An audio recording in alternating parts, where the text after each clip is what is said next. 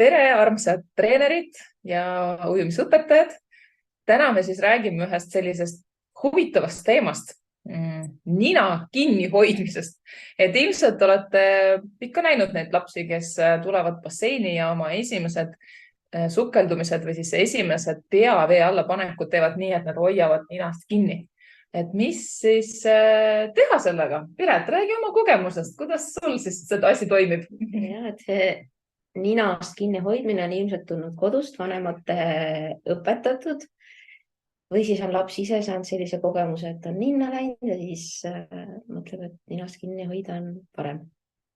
Aga mina kohe esimesest tunnist ei luba seda hoidmist teha.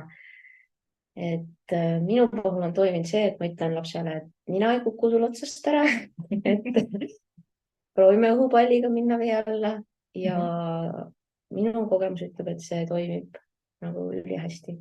Ja kui tõesti mõne lapse puhul see ei toimi, siis võtad käest kinni ja ütled, et lähme koos vee alla. Et vaata mind, ma hoian õhupalli kinni, proovime koos. Ja siis samamoodi see nagu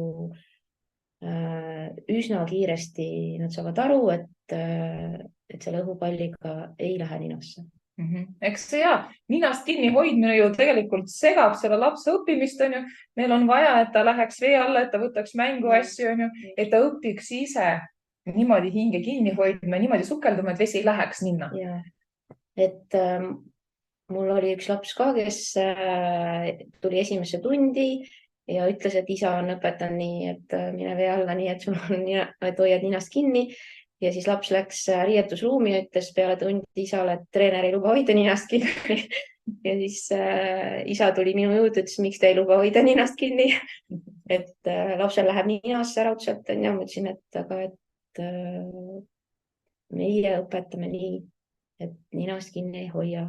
Ja see laps järgmine tund tuli, tegi kõik ilma ninast kinni hoidmata ja kõik läks hästi. Et vahest ka vanemale tundub nii loogiline õpetada oma lapsele esimesi sukeldumisi just nii. Ja mõnes mõttes on tore, et vanemad midagi üritanud lapsele õpetada, aga kui vanemad ka vaatavad meid, siis kallid vanemad, ärge õpetage last ninast kinni hoidma.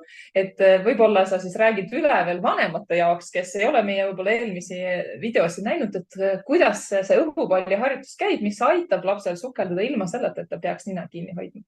Et ütledki lapsele, et võta põse sisse suur õhupall ja siis mina näitan, et 5 sekundit ja õhupall katki. Et võid seda proovida peegli ees, et laps näeb ise ka reaalselt, kui suur see õhk peab siin põse sees olema. Ja siis seda kodus proovida. Kuival maal, vannis, Ja koos siis basseinis käies. Jah, et ei ole vaja üldse. Ja, võib-olla praegu mõni vanem õpib ka selle triki ja saab isegi paremini hakkama. Aga aitäh sulle, Piret. Ärme ninast kinni hoia.